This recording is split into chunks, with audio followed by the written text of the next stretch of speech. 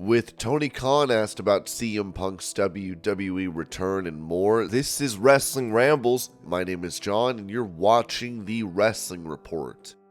Before we move on, make sure you subscribe to Wrestling Rambles with notifications on and don't forget to like the video.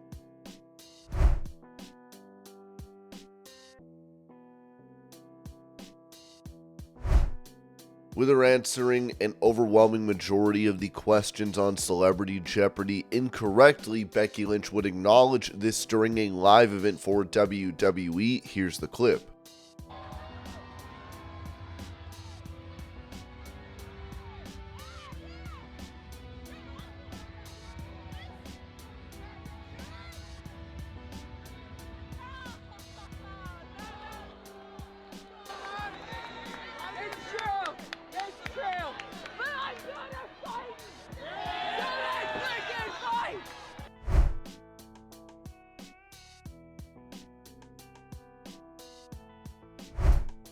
For an update on former WWE star Matt Riddle, he has now been advertised for an upcoming pro wrestling event. As Lucha Blog wrote on X, The Crash announced they're bringing in Matt Riddle for their January 19th show.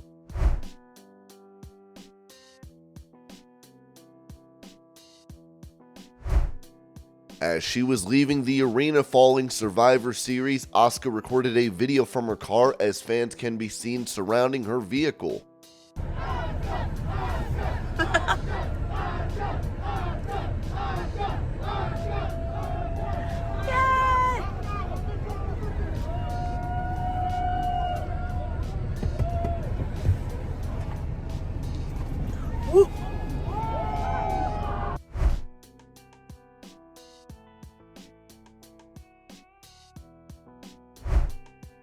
In a reunion at a Progress Wrestling show called Vendetta, Big Damo, Axel Tischer, and Eric Young, former WWE stars and members of the faction Sanity, were back together. As Damo wrote this on X, "Cannot put into words how cool this was to reunite with Axel and Eric. Thank you, Progress. Awesome new entrance music by Dave Grunwald at JRG 1990. Eric Young wrote, "What a night."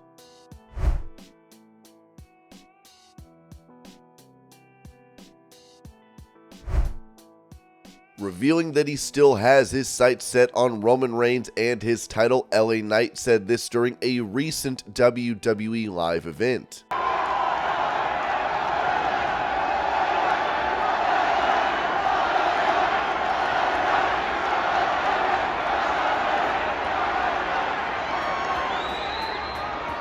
Let me talk to him.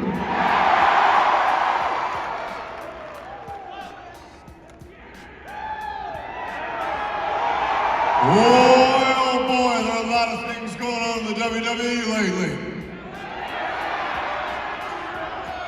You got returns galore. People coming out of the woodwork from every which way. But the only thing that I'm thinking about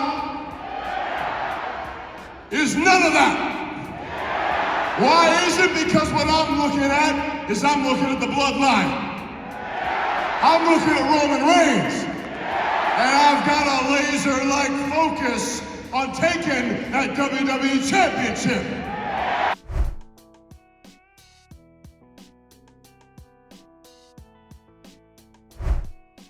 As Jade Cargill is yet to be assigned a brand in WWE, fans are greatly anticipating her first match. PW Insider gave an update on her status in the company, noting that Jade Cargill is slated to continue to be at the WWE Performance Center weekly, we are told. Of course, Triple H was recently questioned about what's going on with the former AEW star, as he said this at the post-show press conference for Survivor Series. "I have no less belief in her now than I did when she signed with WWE. It's interesting, when she came in, we talked about her development and where she would land. I want to make sure whatever is thrown at Jade Cargill, she's ready and at no fault of her own. I think she was limited in that, right? The idea is we exposed her and made her be seen. People are understanding and waiting, and they're excited for her to come, and when she does, it's going to be massive. I just think we're just making sure that she's ready. I don't want a pitch to get thrown at her that she's never seen before. I want, no matter what that pitch is like, for her to crack that thing out of the park." You can just see it in her. That's the presence she has. That's the star she is. You've yet to see her do anything in WWE, and yet I could probably name 5-10 people here where you'd go, well, that's a dream match, without her doing a thing, so I'm in no rush. Yesterday, Cargill even mentioned her absence from WWE programming, writing on X. Also, like I said, it's on my time.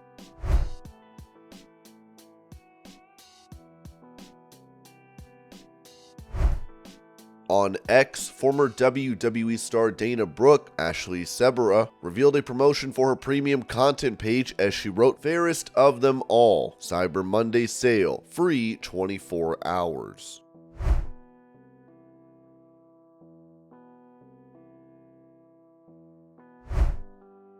Noting huge potential plans in WWE, BWE wrote on X, "Hope you're ready. Road to Royal Rumble will cook starting tonight." Tonight, Monday Night Raw will be taking place as both the recently returned Randy Orton and CM Punk will be making appearances on the red brand.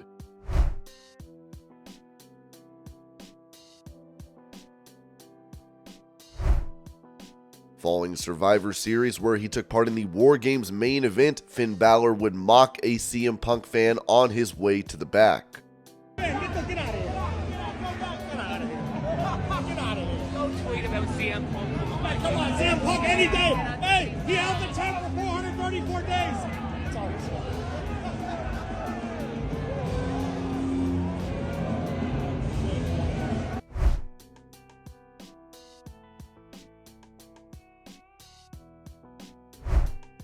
Taking to X, former WWE star Val Venus said this about CM Punk as he took issue with his pro-choice shirt he wore in AEW, writing, "I wonder if CM Punk will promote genocide in the womb on WWE TV like he did AEW TV." One user replied to Val, writing, "The CM Punk comparison makes little to no sense." Venus replied, "Oh really? So CM Punk advocating for the genocide of unborn humans and supporting the mental ideology of kids getting their junk chopped off while claiming Trump is racist is somehow different?"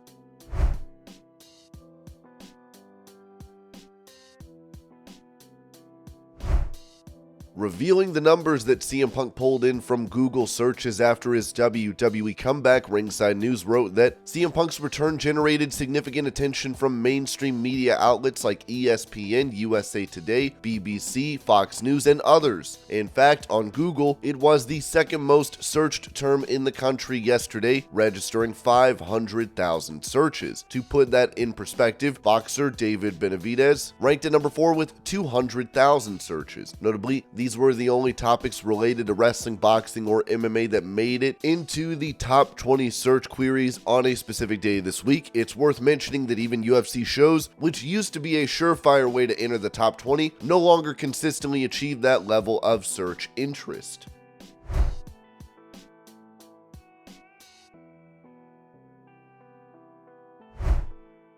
On social media, one half of the AEW Tag Team Champions, Ricky Starks, sent a message to CM Punk following his Survivor Series return, writing, "Public flowers for you, man, CM Punk, thank you."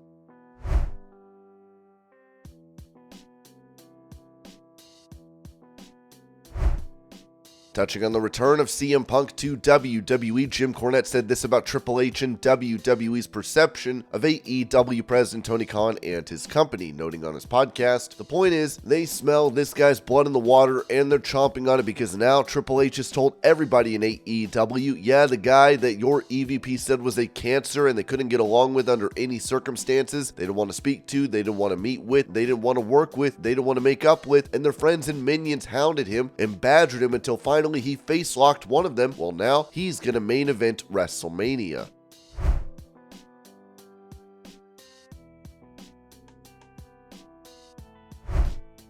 During an interview with Steve Herman, AEW president Tony Khan would be asked about CM Punk making his WWE comeback at Survivor Series. Here's the video.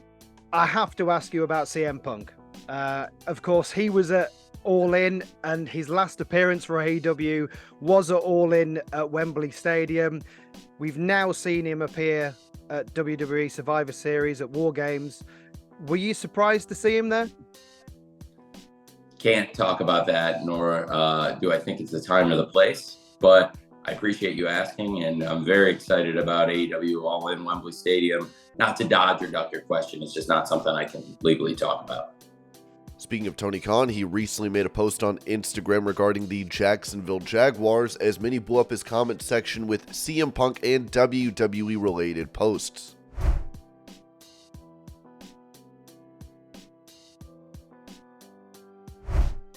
Asking a question of AEW star Ethan Page, a fan wrote on X, "I'm glad you're given the freedom to be a standout stud on ROH, but I can't help but wonder why you weren't given the same opportunity when on Dynamite. You were one of a select few that can deliver a believable emotional promo. The TNT title is meant for a guy like you." Page replied, "We've got plenty of time to get all ego back to AEW and back on AEW Dynamite. In a business full of rabbits messing around, I don't mind being the turtle, but truly I'm on a different path right now. A little bit of rediscovery in Ring of Honor. Thanks for tuning into Honor Club."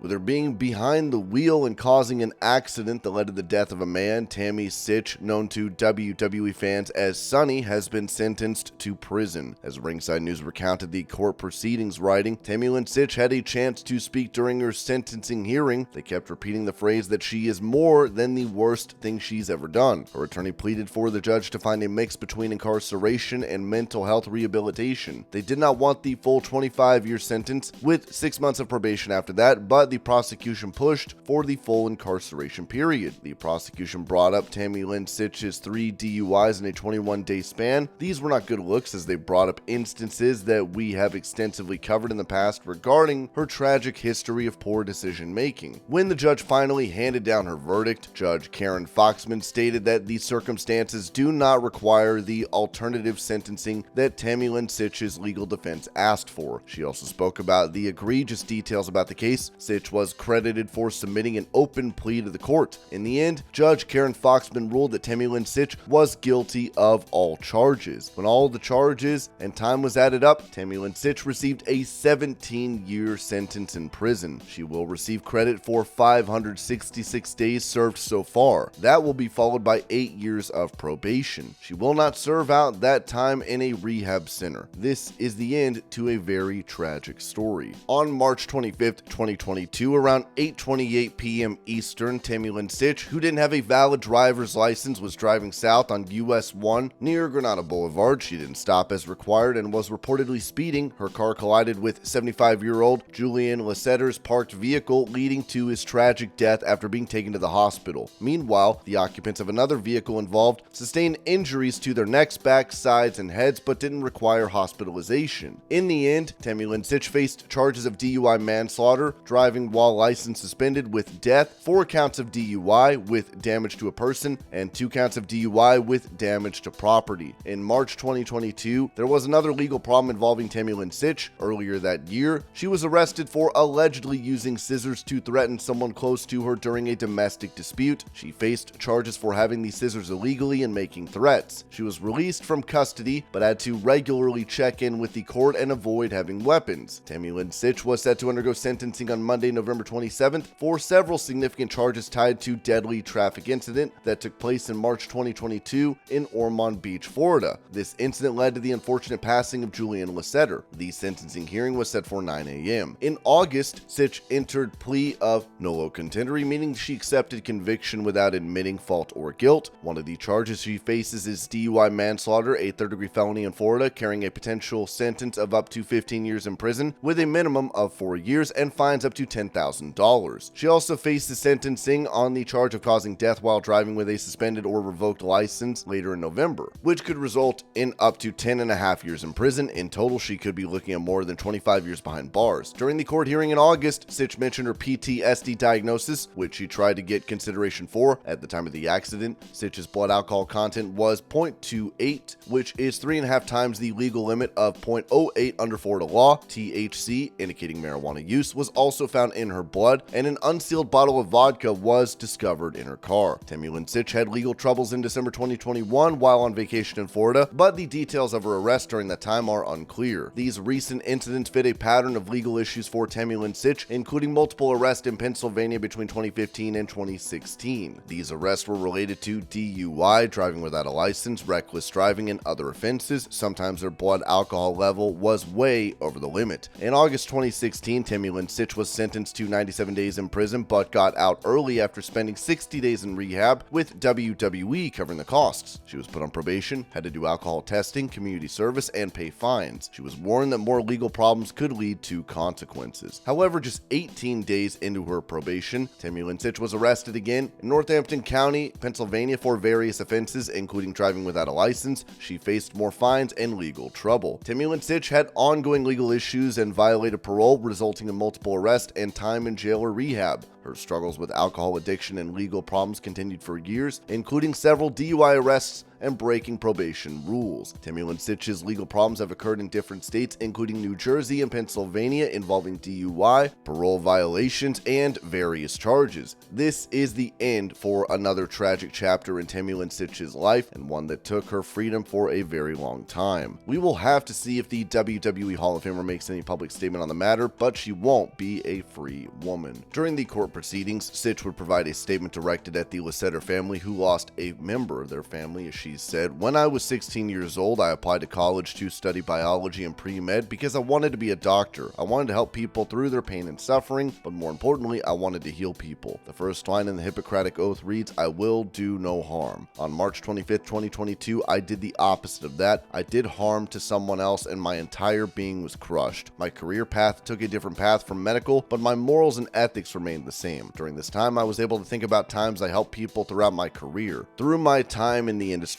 I was able to help people from on spectrum to the other. I was able to entertain and bring happiness to people's lives. Once I was able to help a stranger who was having a seizure at one of my appearances at a convention, and I've made terminally ill children's dreams come true through the Make-A-Wish Foundation. I've done something horrible, but I'm so much more than the worst that I've done. I try to think about the good I've done, because when I think about what I did to the Lasseter family that tragic day for a stupid decision, I feel the regret and remorse deep inside my soul. I know they don't get to rest knowing he's gone, because when I was 20, I lost my father as well to heart disease. Last August, my 87-year-old grandmother passed away when I was incarcerated. I never got to say goodbye to her, just like they didn't get to say goodbye to their beloved family member. I know how it hurts and how it tears you up, and for that, I am truly sorry. I know my words are not enough, but please know that I will do everything I can to make sure that this never happens again."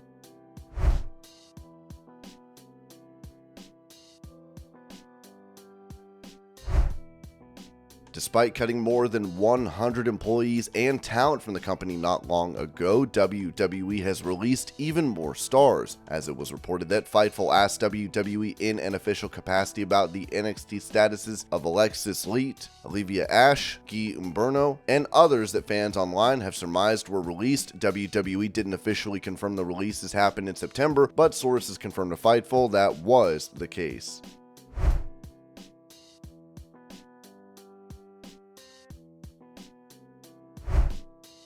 It seems some within WWE might have concerns over CM Punk returning to the company, as Sean Ross Sapp of Fightful said. As far as AEW, Tony Khan seemed more concerned Saturday night about losing Shibata than CM Punk heading to WWE. The majority of reactions we've gained within AEW is people asking about how the reaction within WWE has been. The answer to that is much more tepid than originally expected, just as was the case when Punk came back to AEW for Collision. In both WWE and AEW, there had been people that had said they didn't want to work with him and would consider leaving, but we heard of no release requests from people in AEW, and now WWE connected to it. Ringside News added the report continued as it mentioned that some top WWE talent had inquired with certain individuals in AEW about Punk's potential involvement in the AEW Devil storyline within the last month or so. However, Punk's participation in that storyline was never under discussion. While the surprise Punk appearance at Survivor Series was well guarded within WWE, Punk Punk had confided in or at least dropped hints to a couple of close friends regarding it. WWE ultimately utilized visuals from Punk's previous stint with the company, including renders and the Titantron video from that particular era. We reached out to a source at Peacock regarding the compilation of Punk-related content and were informed that it required relatively minimal time to assemble. There were also some guidelines provided on how to handle Punk chants during SmackDown and Survivor Series, with the directive being to minimize acknowledgement of them as much as possible.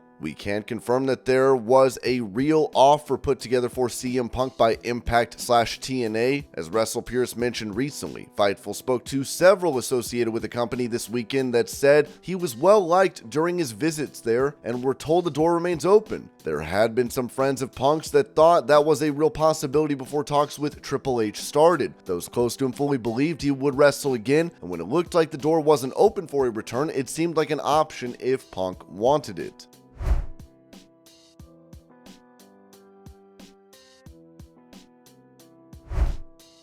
In a public statement on X, QT Marshall announced that he is quitting All Elite Wrestling, as he wrote, "Thank you AEW, thank you Tony Khan. I've had the privilege of being here since day one and I've written over 750 formats for All Elite Wrestling and always with pride. As much as I've enjoyed being a VP, manager of talent relations, and wearing a myriad of hats, the company has changed a lot since 2019 and is heading in a different direction, and I feel that it's best I do the same, as we only get one chance to go all in. I have officially resigned from AEW and will have fulfilled all obligations by the end of 2023. Thank you to everyone from the front office to the production truck to some of the hardest working talent in the sport. Most importantly, thank you to those who booed, cheered, and took part in this season of my life." And this was your Pro Wrestling News Update. I hope you're all having a great day. Thank you so much for watching, and I will see y'all later.